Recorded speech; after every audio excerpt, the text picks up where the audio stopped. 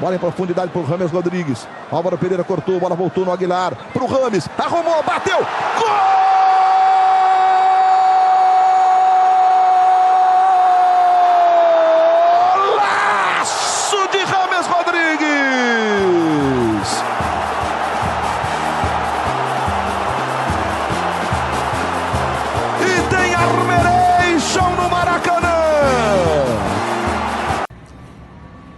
Negócio rentável. A globalização transforma o futebol em um negócio rentável. As principais mudanças do futebol brasileiro ocorreram a partir da globalização, e o esporte hoje é o mais praticado do mundo. O futebol hoje é puro negócio, enquanto os jogadores são as mercadorias. Entidades internacionais reguladoras do esporte, como a FIFA e a Conmebol, organizaram o futebol sempre visando o lucro.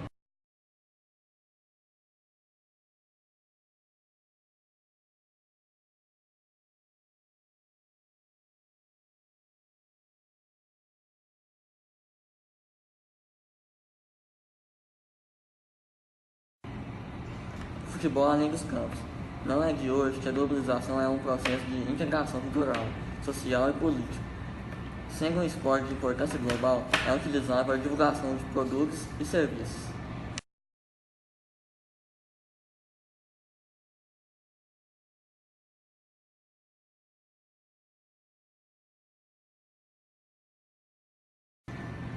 Com a Copa do Mundo, a globalização vem expandindo cada vez mais, elevando a cultura nos países mais remotos do globo, através de jogos e eventos, movimentando a economia do país. Isso gera, além de dinheiro, traz também uma melhora na infraestrutura do país e que acaba sendo a sede dos jogos, né? Ele tem que passar uma boa imagem para os outros países.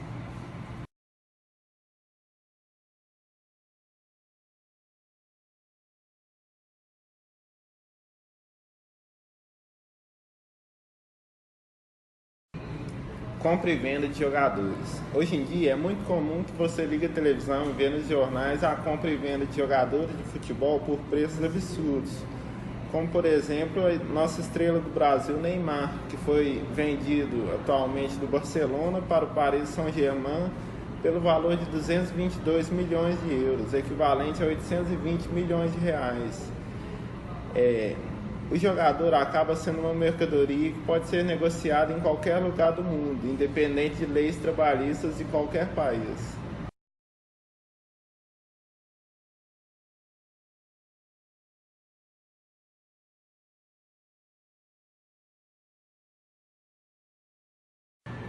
Patrocinadores.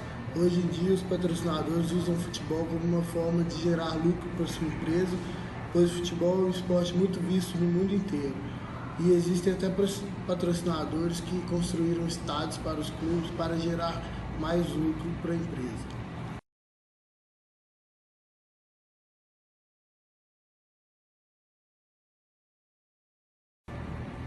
Cada vez mais comum. Hoje em dia é muito comum você sair na rua e ver vários anúncios de futebol, roupa de futebol. Isso é cada vez mais comum no mundo, pois o futebol vai crescendo no mundo inteiro. E tem muitas empresas se valorizando com isso, ganhando muito dinheiro, pois o futebol vai crescendo e vai mostrando para o mundo as empresas que são patrocinadoras dos clubes.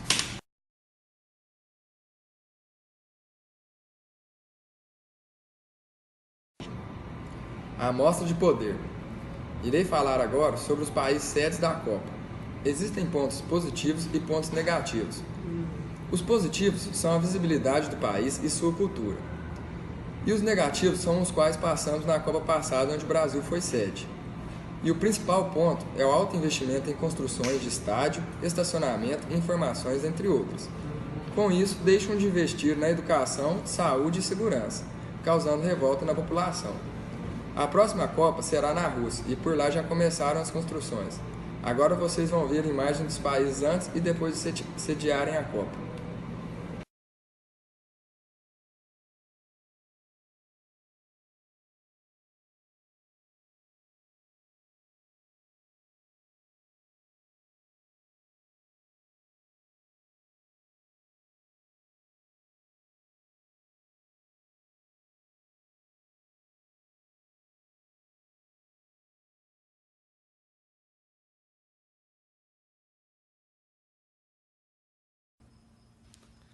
futebol é um esporte muito importante no mundo, pois ele é apreciado em praticamente todos os países.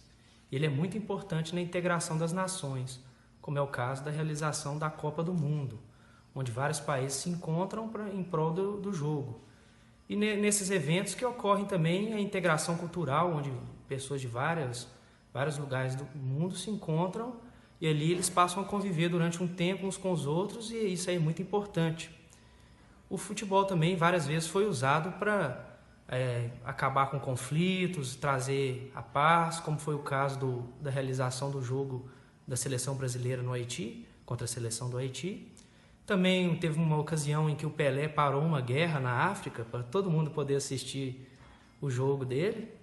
E também tem um outro caso interessante, durante a Copa de 98, na França, onde, em meio a conflitos entre Irã e Estados Unidos, as duas nações acabaram se encontrando num jogo e nesse evento os jogadores trocaram presentes uns com os outros, apertaram as mãos, tiraram fotos juntos e ali eles acabaram promovendo a paz.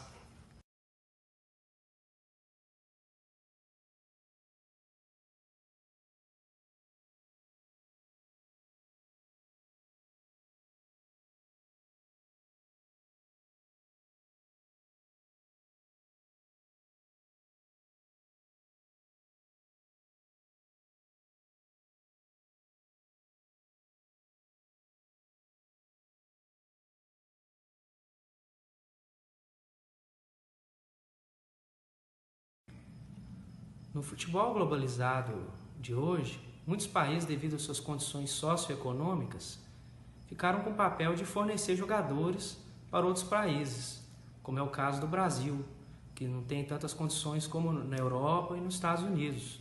Lá eles têm melhores salários, melhores CTs, e atualmente o Brasil tem aproximadamente 2.800 jogadores jogando em outros países, como é o caso do João Paulo, que a seguir vai explicar um pouco como é que é o futebol lá nos Estados Unidos, como é que são as condições de trabalho lá.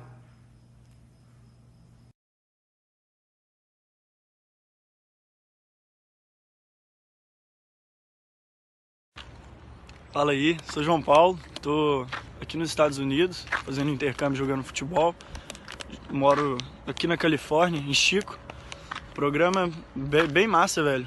A gente viaja pelo norte, pelo sul da Califórnia, tudo, jogando a conferência. A adaptação aqui, velho, é bem normal.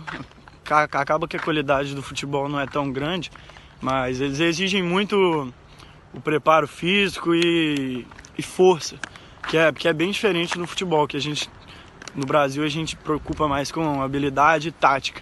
Já aqui meio diferente, né? Mas incrível a experiência, velho. Tudo bonito aqui, organização muito top. Fora que conhecer novos lugares também é ótimo. Abraço! A gente tem uma instalação muito boa também, que conta com a área medicinal e tudo mais para poder melhorar nosso desempenho. Quando a gente tem viagem, a gente fica em hotel, a gente tem o próprio ônibus, bem organizado. Mas remuneração a gente não tem, porque por enquanto a gente joga college, mas caso consigamos uma transferência para a universidade, é diferente.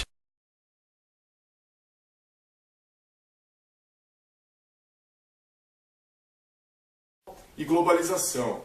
Ele começa, nessa história, ele dá um panorama da globalização que no início foi vista como uma coisa extremamente positiva, totalmente benéfica para todos, mas no fundo se mostrou que uma coisa sobre muitas facetas prejudiciais. A globalização, aos poucos, ela foi mostrando as suas facetas maquiavélicas, né, suas facetas ruins.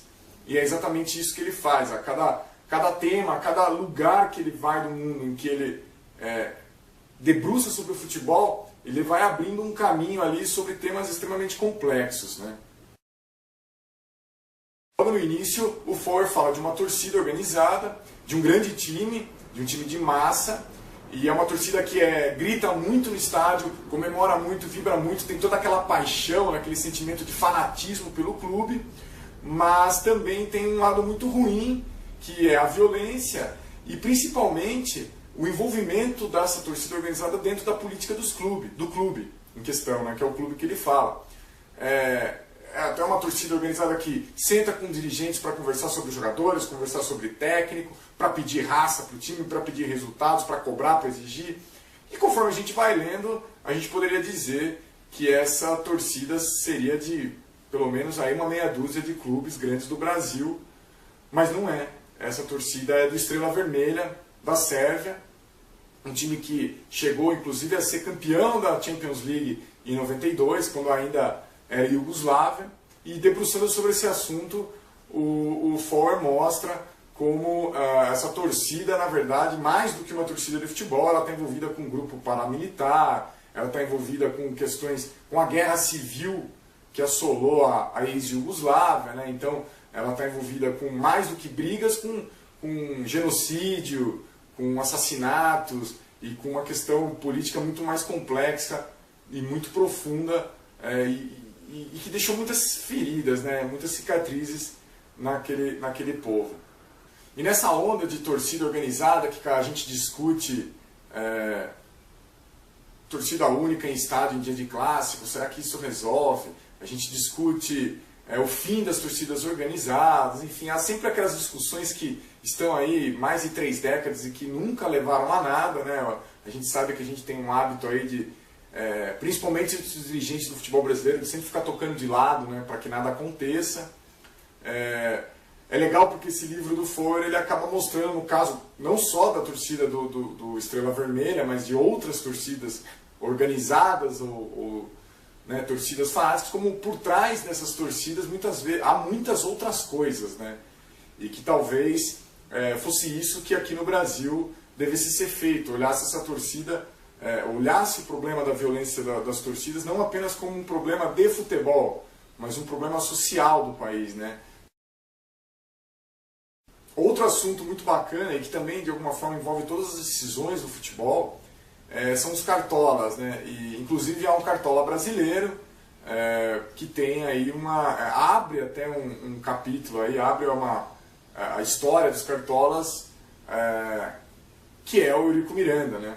E esse livro do Forward foi publicado em 2004, provavelmente ele veio aí um pouco antes fazer a sua apuração, e a gente tem o privilégio aí, né, nada glamuroso, de aparecer no livro do Forward, como, né, o Brasil aparece no livro do Forward como um exemplo de como os cartolas sobrevivem sempre, né? Sempre estão aí.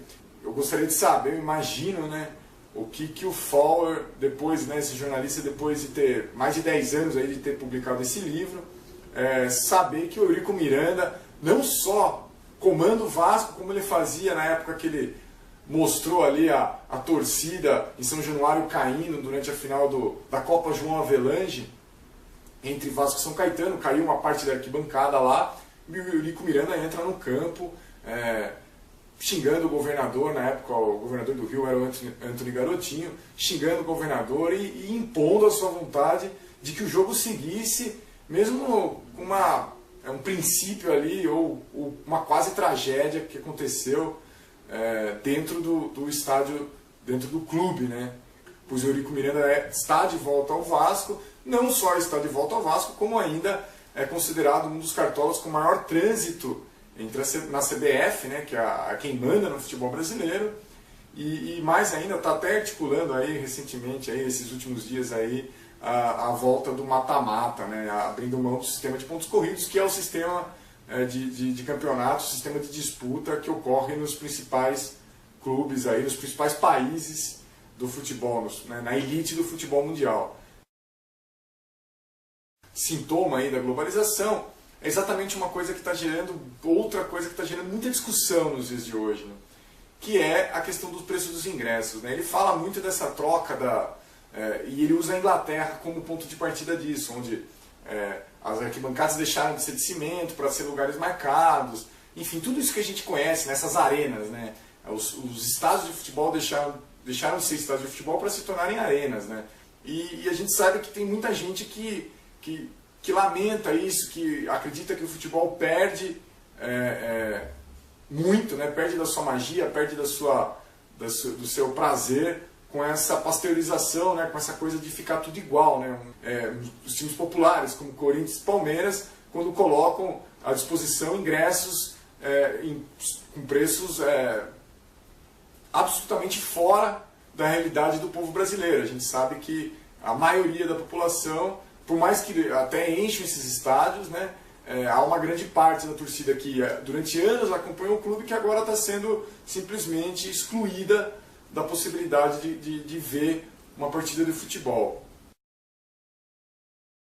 Ele começa num tom pessimista e vai acabando com uma globalização, num tom mais alegre sobre a globalização e o futebol. Claramente o motivo desse certo otimismo do Foer é uma paixão que ele tem, né? É um sentimento de torcedor que ele tem pelo Barcelona. Então, até por isso eu estou com a camisa do Barcelona aqui, porque eu também tenho uma simpatia e acabei embarcando aí nessa defesa.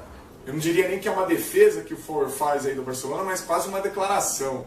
É muito positiva a maneira como o Barcelona hoje lida com essa expansão, com o seu nome no mundo, a maneira como a torcida enxerga o clube. O Barcelona acabou sendo sempre uma forma de resistência à ditadura do General Franco, né, que era um notório torcedor do Real Madrid. Há quem diga, inclusive, aí, claro, né, os torcedores do Barcelona sempre vão dizer que o Real Madrid certamente foi beneficiado muitas vezes por essa proximidade com o general, e que ao mesmo tempo em que é tão globalizado, é tão conhecido ao redor do mundo, também tem uma coisa muito de regionalismo, né? De uma coisa de um lugar, um pequeno lugar ali no mundo, né? No mapa.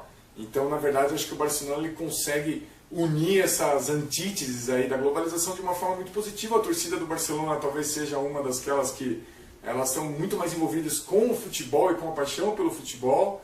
E a única diferença, né, que aí é um pouco de ser um pouco datado, né, que fica um pouco datada na obra do Foer, é que até onde ele escreveu, né, até a publicação, o Barcelona ainda era um time que chegava muito, chegava sempre, mas não ganhava, né? Quer dizer que esse quadro mudou bastante, né? O Barcelona não só é um time carismático, um time que conquista as torcidas, né, do mundo inteiro, mas um time também que chega e que tem ganhado sempre aí. Então é isso, espero que vocês tenham gostado de falar de futebol um pouco. Acho que a gente mostra aí. O futebol também pode ser generoso, por se ligar com as pessoas carentes. Os famosos, seguem pelo futebol ou por outra atividade exercida, eles providenciam um evento solidário para ajudar as pessoas necessitadas, onde arrumam eventos só com amigos famosos para atrair pessoas dos estádios. Para entrar, peguem 1 kg de alimento não perecível.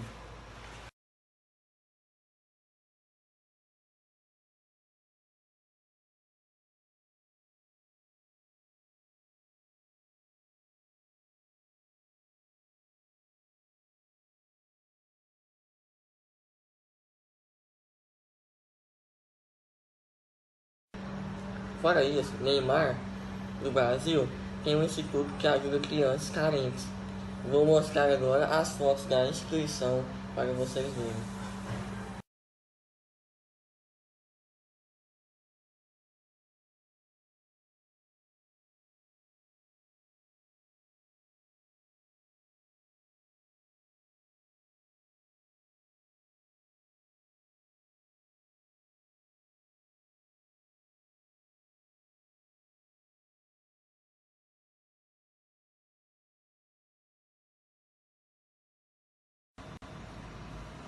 Cristiano Ronaldo, outro atleta famoso do futebol, resolveu se solidarizar com seu país, que recentemente sofreu um incêndio que houve 360 pessoas feridas, e ele pagou todos os tratamentos que eles necessitavam.